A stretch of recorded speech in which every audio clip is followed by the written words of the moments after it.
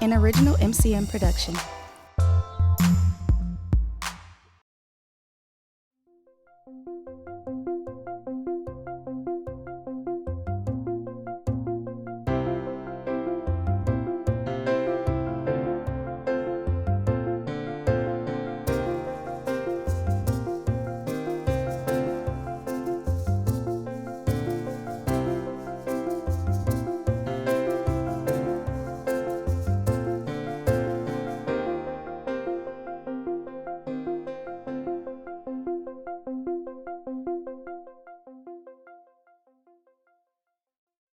And now I'm going to introduce Dave Haynes, the editorial page editor of the Journal Communications. Dave has, as a member of Rotary, often fills this role of moderator and director of our programs, and we very much appreciate it. He'll introduce our program today. Dave?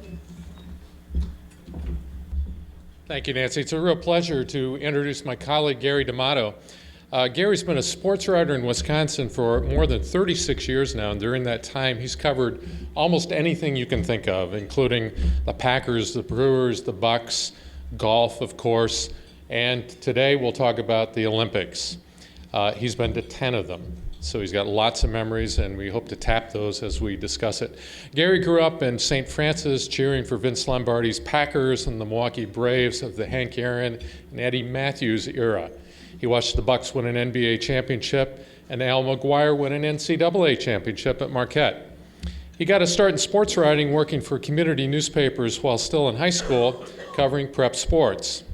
After graduating from UW-Whitewater in 1978, he went to work for a newspaper in Freeport, Illinois, then for the Racine Journal-Times, and he came to the Milwaukee Journal in 1980. He's a three-time National Sportscasters and Sports Writers Association Sports Writer of the Year award recipient, and he's won numerous national writing awards. Gary was named our sports columnist at the Journal Sentinel in October of last year. Let's welcome Gary D'Amato.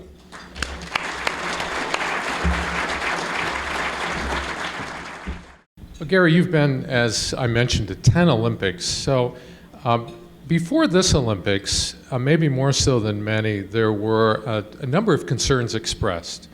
Logistics, water, crime, Zika. So how did the Brazilians do in the end, do you think? I think overall they did very well, considering the challenges and limitations they had. As many of you probably know, Brazil's economy has tanked in the last couple of years.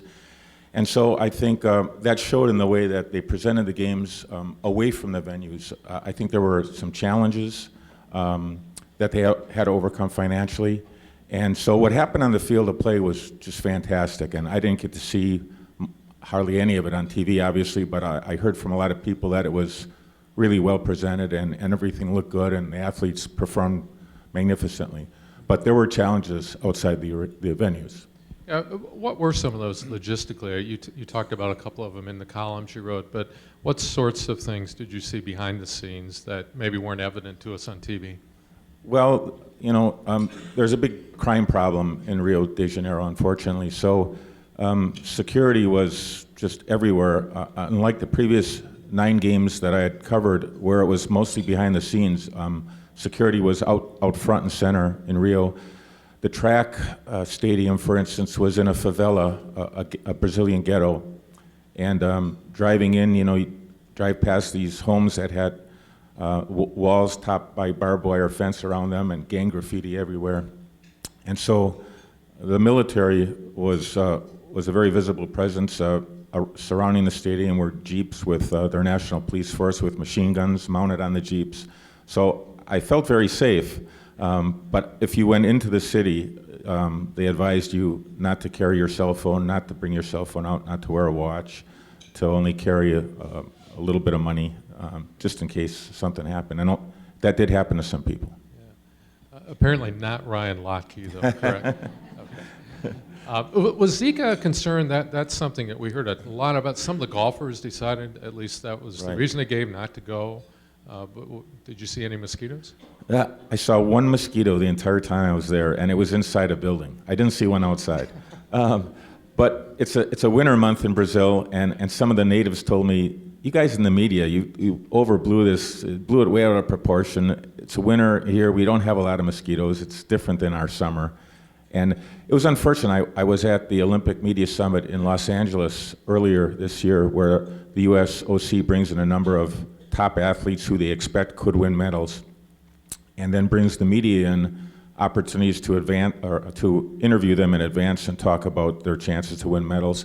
And every single athlete there was asked 100 questions about Zika, and I even got tired of it. And I didn't want to write about Zika. I thought it was kind of one of those stories that just snowballed and it became much bigger than it actually was. So how do you prepare to cover an Olympics?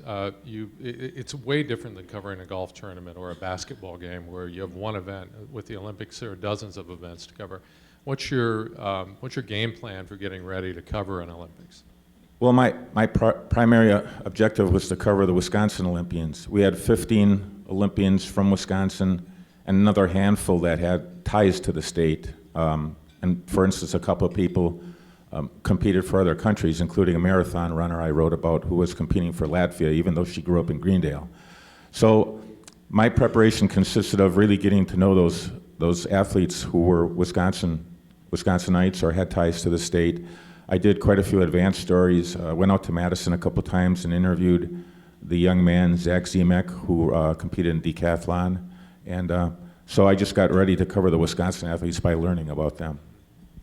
And how did you pick which, aside from covering the Wisconsin athletes, how did you pick which events to go to? It would seem like that would be a hard thing to figure out day to day.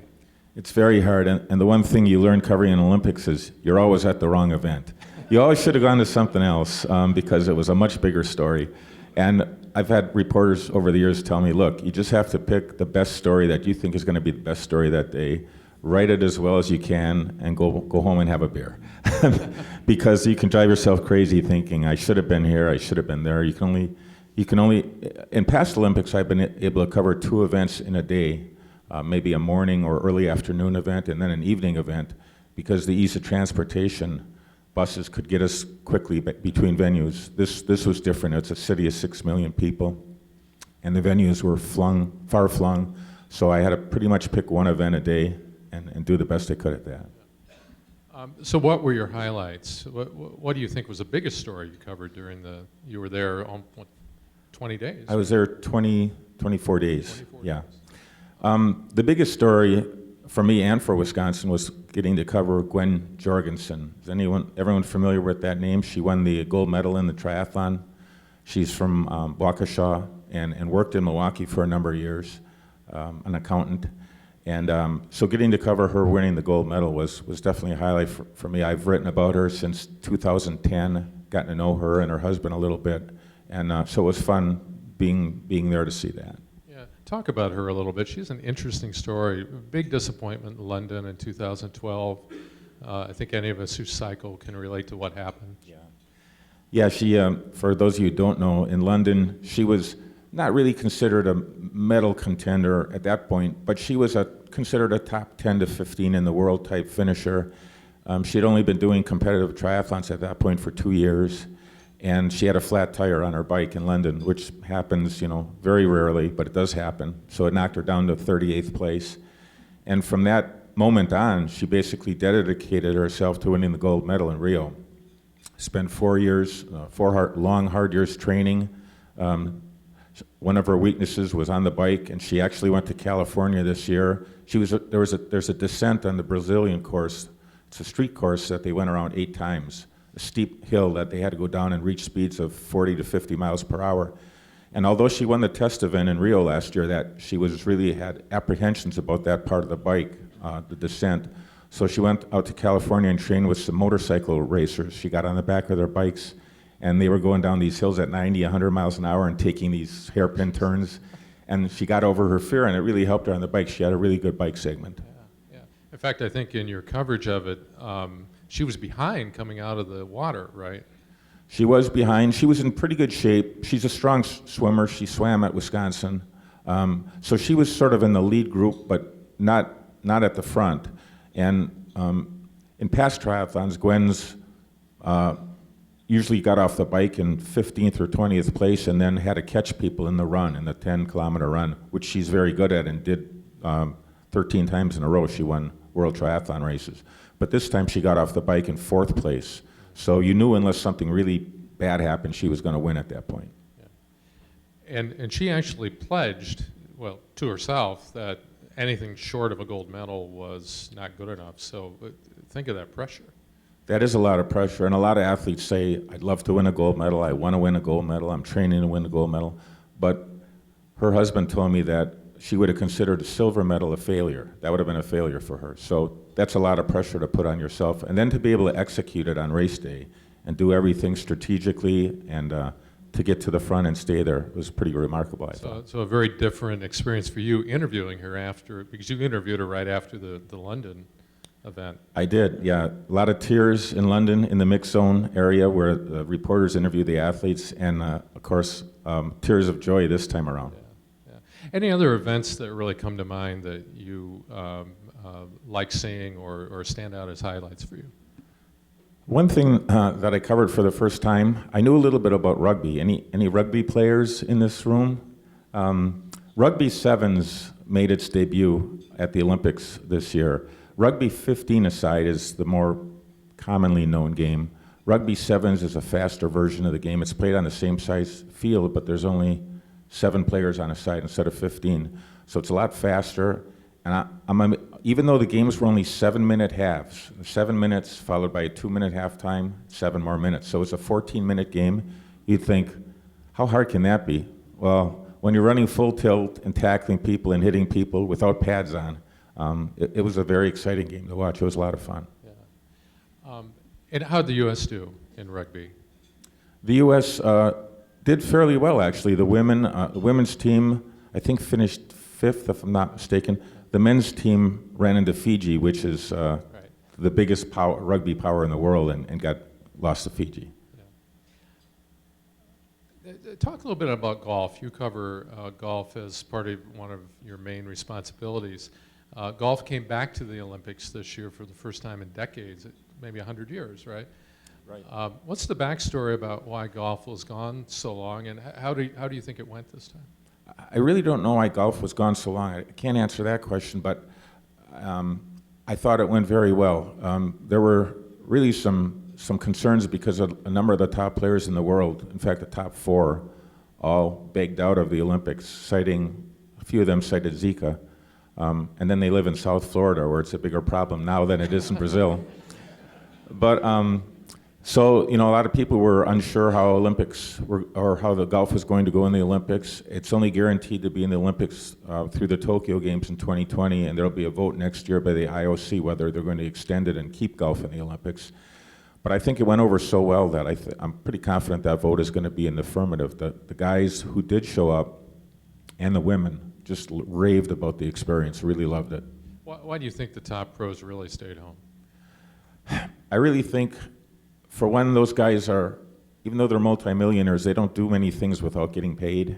There was no pay at the Olympics. I think it's a little bit of an inconvenience in their schedule. The PGA Tour schedule was turned upside down this year because of the Olympics, and the majors were compressed. And I just don't think, I think some of them thought it was a little bit too big of a hassle to go to Brazil in the middle of their season and play golf. That's what I think. Yeah. So how does the Olympic Committee determine whether a sport is going to make a debut in the Olympics? How is it that golf came back, and how does that happen? How does that work behind the scenes?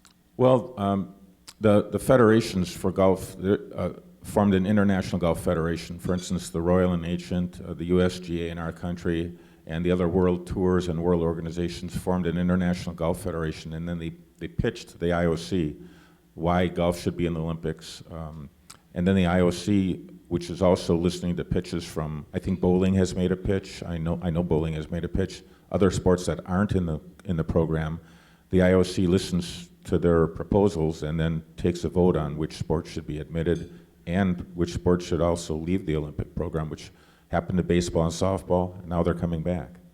They'll be back in the next Olympics. Not 2020. in the. I'm not sure if it's the next one or 2024. Maybe someone out there knows that for sure. Not sure. But either next games or the one after that. So Chicago was a competitor for these games, along with a couple of other cities were finalists. Have you ever thought, as I have, about what it would have been like if, for Wisconsin in particular, if Chicago had gotten the games? I think it would have been great. It would have been a lot of fun to cover. I was the only one from our news organization in Rio. That would not have been the case if it had been in Chicago. We'd have had 10 reporters to help out, so that would have been fun. I think the games would have gone great in Chicago. I still, to this day, I'm baffled by that vote, although if you've watched some of the HBO specials on how the IOC works, you know that there is definitely some bribery involved there.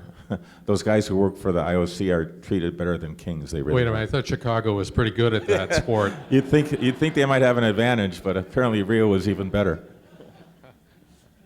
Do you know if Chicago might make another bid at some point? Have you heard anything along those lines? I don't think Chicago is going to make another bid anytime soon. Right now, Los Angeles is bidding for the 2024 games, and I think LA has a great shot this time. Although the competition is fierce, I think the other cities are Paris, Madrid, and there's a fourth. But all the infrastructure is in place in Los Angeles. They would only have to build one venue, one competition venue. Everything else is there. So they don't have to spend billions and go broke like a lot of these countries do that put the games on. Well, I was just going to ask you about that. I don't know how much reporting you've done on the economics of putting the Olympics on, but we seem to hear every time after the Olympics are over that the city that put the Olympics on is sort of having heartburn. I don't know about London. I think London actually did okay, but other cities have had real difficulties in paying for it. Right. You know, the Olympics literally cost billions of dollars, and especially if you don't have the infrastructure in place. I know Rio built dedicated highways just for, and Olympic lanes just for buses and just for Olympic transportation. And then they had to build basically almost all the venues from scratch.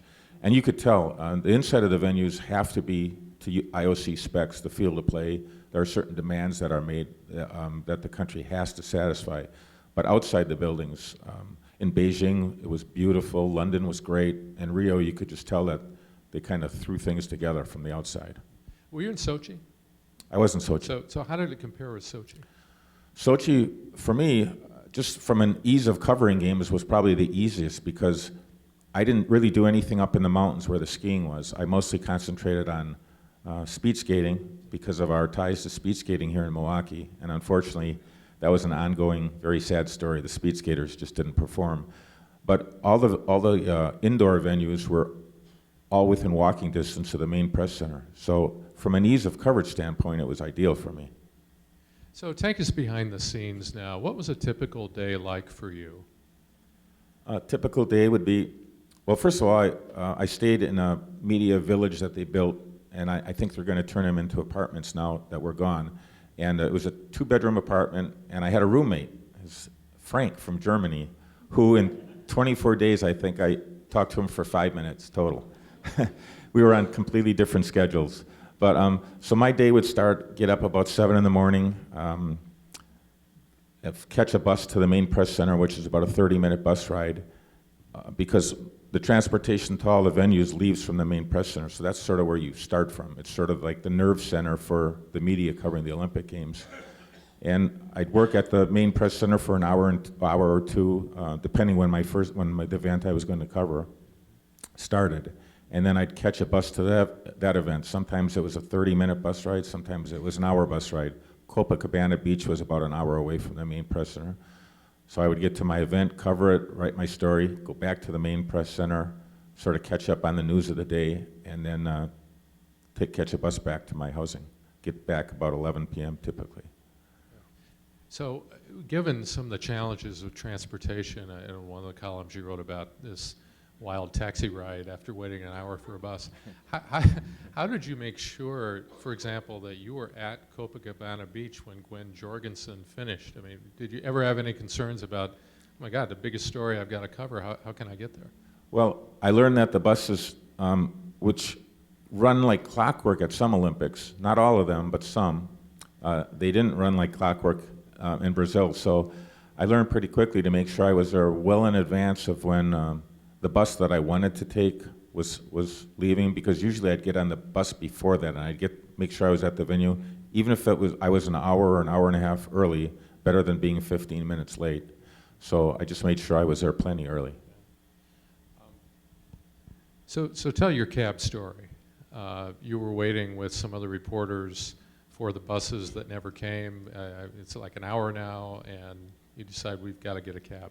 Yeah, this was after Gwen won the triathlon, and there were a few of us who were stragglers. I wanted to try to do a good job on my story, so I spent some extra time on it. And a few of us were left, and we went to the bus stop where the bus was supposed to come, and the buses were supposed to still be running.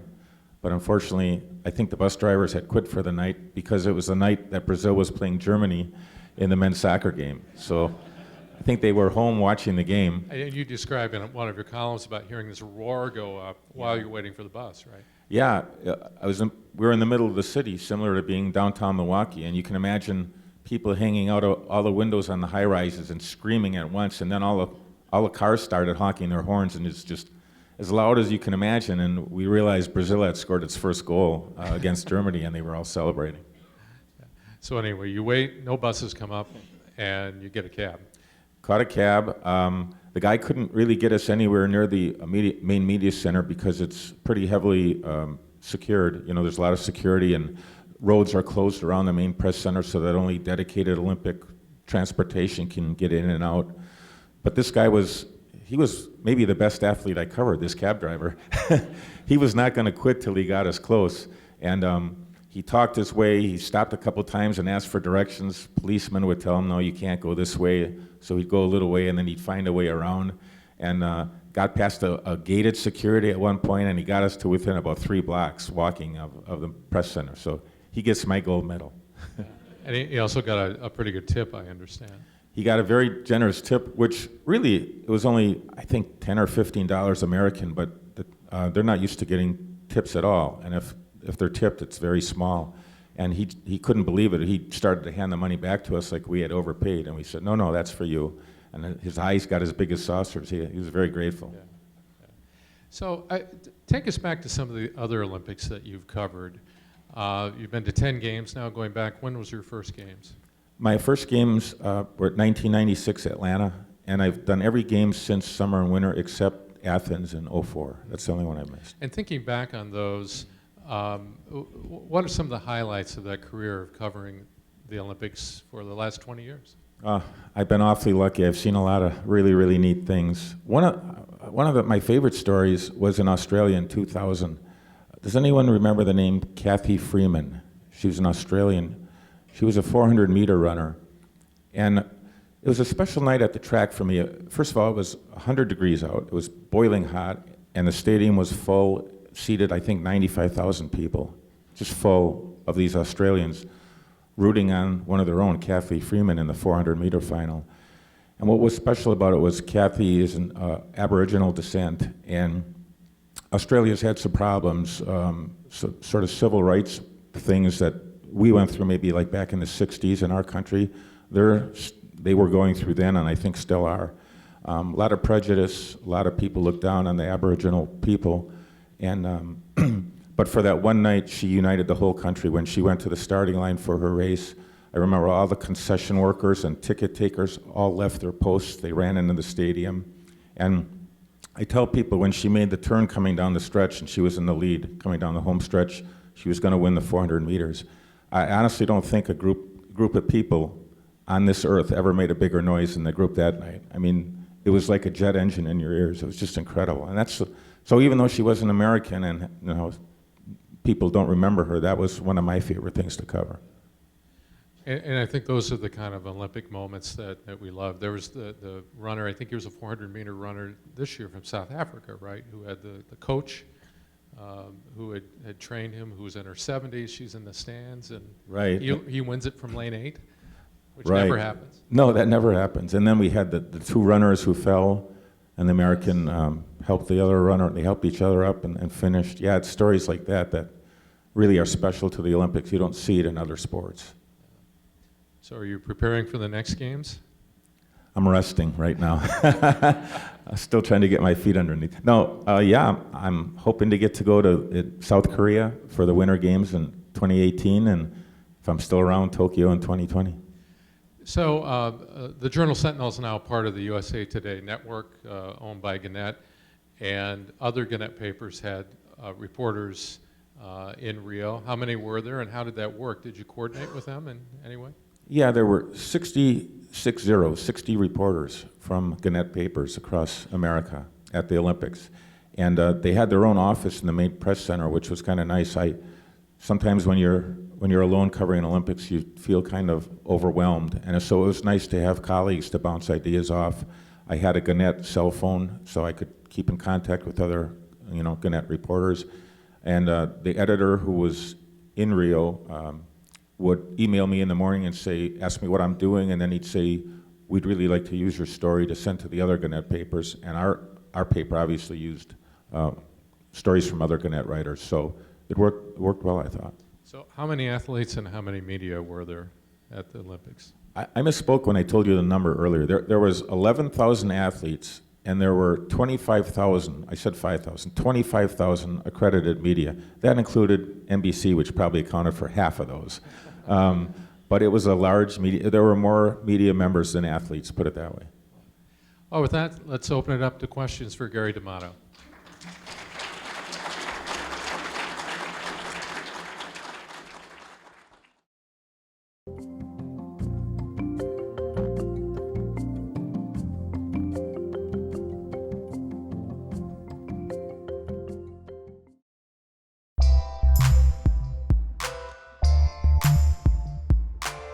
An MCM production.